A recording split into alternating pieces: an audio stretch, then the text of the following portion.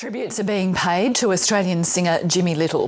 The 75-year-old entertainer has died from complications from a long-standing condition at his home in Dubbo in the central west of New South Wales. In 2009, Nick Grimm from the ABC's Stateline program profiled Jimmy Little to coincide with the re-recording of his signature song Royal Telephone. Let's take a look at that. All my life I've been waiting, tonight there'll be no hesitating, no boy. Give Jimmy Little a guitar and any kind of audience, and you can't stop the songs coming out of the man who's been officially recognised as a national living treasure. But this is the kind of bloke who's very down-to-earth about his fame and how he thinks his fans see him. Oh, there's that old man. I saw him when he was 25. I saw him when he was 32. I saw him when he was 48. I saw him when he was 50. Here I am in my 70s now, and there's something within me and something in my presentation that still resembles the long time me. And I like to have back to back, side by side, the old and the new, and in the middle is a lot of truth. Away, blow away, down below, down below.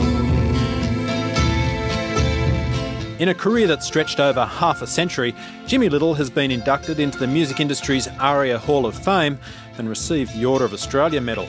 Half a century ago, Jimmy Little was just setting out on the journey that many might have thought then would have been almost impossible for a young Indigenous man.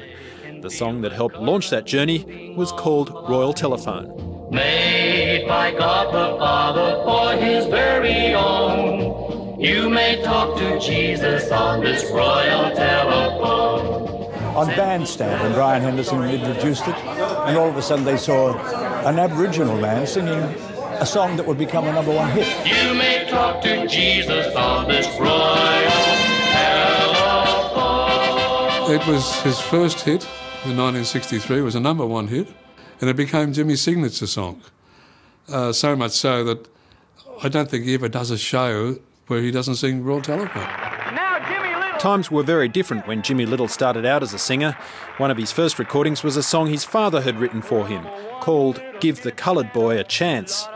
And he toured the country as part of what was then referred to as an all-coloured show. But as the first Indigenous entertainer to achieve mainstream success in this country, Jimmy Little found his life transformed with record deals, TV appearances and even film roles. In this my home, the land where I was born. Finding stardom also gave him a new freedom to speak his mind. Tonight, I'm not appearing as Jimmy Little the singer, but as Jimmy Little, a member of a very proud race, my people, the Aborigines, the first Australians. Nowadays, Jimmy Little has lent his name, not to mention his enthusiasm and his energy, to the Jimmy Little Foundation, which works to raise awareness about and combat the high rate of kidney disease and diabetes among Indigenous Australians. He wins the audience. He's only got to be out on stage for a few minutes, and he's got the audience in his hands. And that's, I think, why people love him.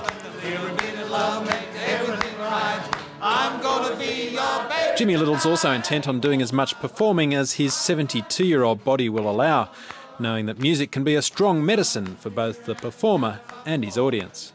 Let them know that I'm still 100%, 10% Jimmy Little, in the spirit, in the heart, in the mind and in the memory.